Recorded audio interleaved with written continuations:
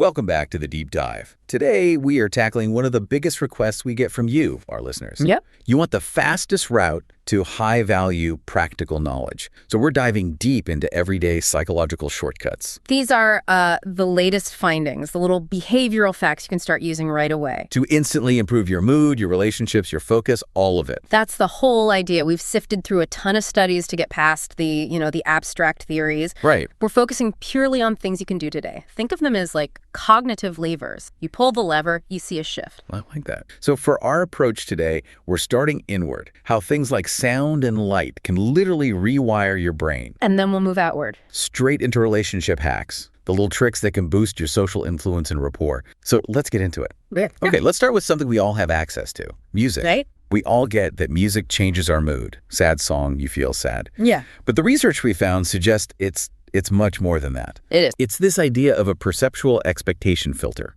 I mean, how can a sound wave change how you literally see the world? It's a fascinating and a really powerful cognitive bias. There was this 2011 study. Okay. They showed participants these ambiguous faces, faces that could be a little happy or a little sad. Hard to read. Exactly. And while they were looking at them, they were listening to different music. And I'm guessing what they heard changed what they saw. Instantly. When they heard sad music, that minor key stuff, they overwhelmingly saw the sad face. Wow. Then you switch to happy, upbeat music, and suddenly they're seeing joy. Your brain, it really doesn't like dissonance. So it's trying to match everything up. It is. The sound sets an expectation, and your brain actively starts hunting for visual proof that matches what you're hearing. That's incredible. So if you're out for a run and you put on some high-energy music, you're not just motivating yourself. No, you're actually forcing your brain to see the world, the street, the distance, your own effort through this optimistic high-energy filter. You're programming your reality. You really are. And on the flip side, if you need to focus on a report, don't put on something aggressive. Right. You switch to something soft, ambient. You're telling your brain, this is a calm, focused zone, and it anchors your attention. This connects so well to our physical state. So let's talk about stress. You're nervous. Maybe you have a big presentation. The sources say that just singing can completely reset your system. How does that work? It's purely neurochemical. I mean, think about it. Singing forces you to control your breath. Okay. And that very specific physical act, it triggers a hormone release in your brain and body. The main one is oxytocin. The bonding hormone. The trust hormone, exactly. And when that's released, it rapidly lowers your stress. So you're not just distracting yourself from being nervous, you're actually fighting the stress response on a chemical level. You're actively counteracting it. And crucially, it also lowers your cortisol. That's the bad one. That's the stress hormone that makes your heart pound and your palms get all sweaty. So you lower the cortisol, you raise the oxytocin, and boom, you get this rapid shift towards feeling calm and confident. It's like a biological reset button. 1,000 times more effective than just telling yourself to calm down. Which never works. Never works. And while deep breathing is good, singing it engages your whole respiratory system in a way that just amplifies the whole process. Okay, so from sound to light, the sun. The big one. Everyone knows that stepping outside on a sunny day just feels good.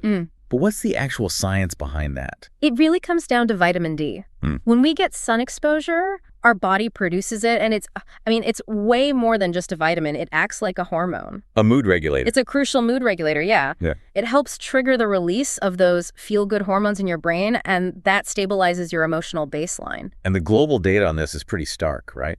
It really is. I mean, you see study after study showing that countries with less sunlight, especially in the winter, have way higher rates of depression symptoms. So what's the actionable tip here? Be deliberate. Don't just go outside sometimes. Aim for about 10 minutes of direct sun. No sunglasses if you can. Just 10 minutes. 10 minutes a day. And morning sun is best because it also helps set your circadian rhythm. That means better sleep, more energy. It's foundational stuff. All right, let's shift from the physical to the cognitive. And this next one, this is one of the most counterintuitive facts we came across. It's a good one. That highly intelligent people often genuinely believe they are below average. Why would intelligence breed self-doubt? It's because they're constantly aware of the scale of things. What do you mean? The truly intelligent person, they understand how vast the ocean of knowledge really is. So every new thing they learn, it shines a light on 100 more things they don't know. They're always aware of their own ignorance. Exactly. And that leads to this perpetual feeling that they're underperforming or that they could be better. They're just never satisfied. That sounds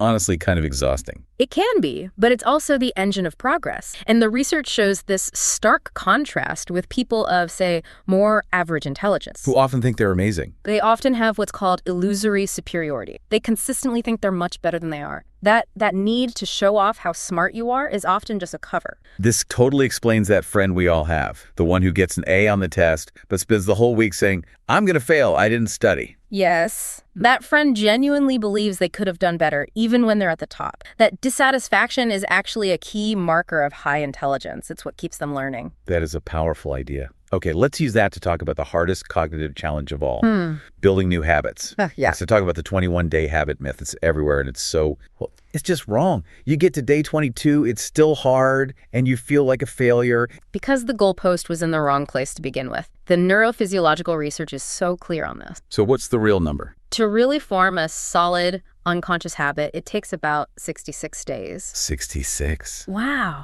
That's 3 times longer. It is. And understanding the phases is key. Okay, walk us through it, the 66 days. So the first 15 days, that's the conscious forcing stage. It feels really uncomfortable. You're using a ton of willpower. You're fighting your old self. You really are. Yeah. Then you hit the middle, the next 22 days. So roughly day 16 to 37. This is the psychological gauntlet. This is the hard part. This is the hardest part. Your chance of quitting is highest right here because you're tired, but the new habit isn't automatic yet. It just feels like a daily battle. And that's right where the 21-day myth leaves you hanging. Precisely. But if you can push through that middle part, the last phase, up to day 66, that's where the magic happens. The new pathway connects. It becomes part of you. Automatic. Yeah. Effortless. Let's move into the social world. Relationship hacks. And the first one is maybe the simplest. Call people by their name. So simple. So powerful. Why does hearing our own name have such a strong effect on us? Because your name is, it's the most fundamental sound in your entire world. It defines you. Hearing it actually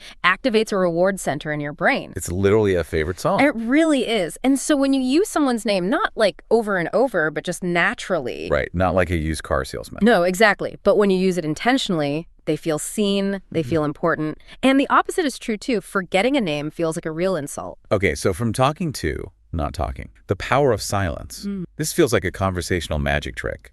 How does saying nothing get you more information? It all comes down to the fact that people hate awkward silence. They can't stand it. It's true. So the trick is you ask a question, they answer, and then you hold eye contact, you stay calm, and you just wait for maybe 3-4 seconds. And what happens in that gap? They'll rush to fill it. They assume you're waiting for more, so they just start talking again. They'll add details they were holding back or clarify something. It's amazing for when someone is being a bit guarded. That's a great tool. Now, what about guiding decisions? The sources call this the waiter strategy. Yes. How do you get someone to do what you want, but make them feel like it was their idea? You frame the choice. You only give them 2 options, and you make sure both of those options lead to the outcome you want. So instead of asking my kid, can you please do your homework? Right. Which can lead to no. I'd say, what? You'd say, do you want to start with your English homework or your math homework first? So either way, they're doing homework. Either way, homework is happening. But they feel like they had control, they made the choice, it gets rid of that decision paralysis and gives them that little hit of autonomy. Okay,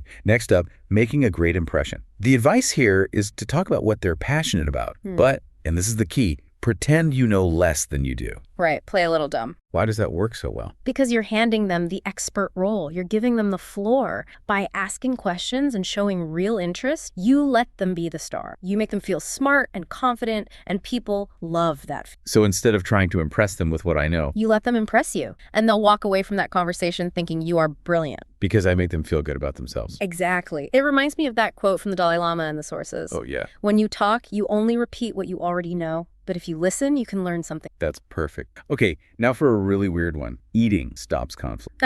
Yes, this one's great. If things are getting heated in a group, why does pulling out a bag of chips change everything? Because eating is biologically a passive, calming activity. Evolutionarily, you just don't fight while you're eating. It's a signal of safety. So the act itself is like a psychological de-escalation tool. 100%. If a conflict is starting, you can either start snacking yourself or even better, offer the aggressive person some food, a chocolate, a piece of gum, anything. Just shifts the whole dynamic. It totally short-circuits that confrontational energy. It's remarkably effective. Okay, last one in this section, the chameleon effect. How do we build that instant, unconscious rapport? This is all about subtle mimicry.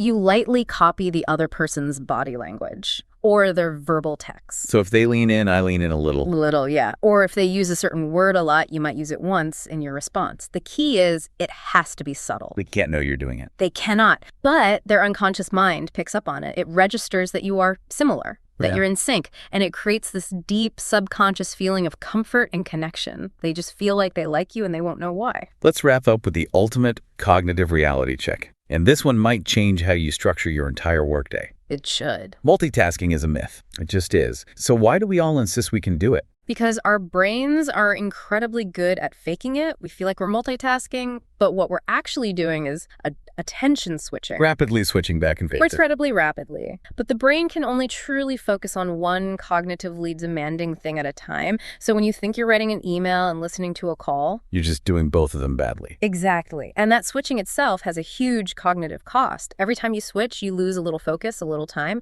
It burns you out so much faster. So there are no exceptions. Well, the only exceptions are for things that are completely automatic. You know, on autopilot, you can walk and talk. Or fold laundry while you watch TV. Right. But anything that needs real brain power analysis, writing, learning it, it needs your full singular attention. Yeah. The best productivity hack is to stop trying to do two things at once. Hashtag, tag, outro. So we've covered 12 pretty powerful shortcuts today. Correct. From using music to literally change what you see. To using a piece of chocolate to stop a fight. To building that instant connection through mirroring. These are all things you can go out and use, like right now. And just remember, this isn't about manipulation. It's about understanding how people tick. It's about fostering better outcomes for everyone. So start small. Maybe try the waiter strategy tonight when you're making plans. Or just be mindful of that 66-day rule for a habit you're trying to build. All right, now for our final provocative thought for you to take away this week. It builds on that idea of intelligent doubt. The fact that the smartest, most expert people are the ones who are never satisfied with what they know. There's always questioning, always feeling like they could be better. So if that persistent dissatisfaction is the true sign of expertise and the engine for growth, then what does that tell you about your own life? How can you reframe that little voice in your head, the one that says,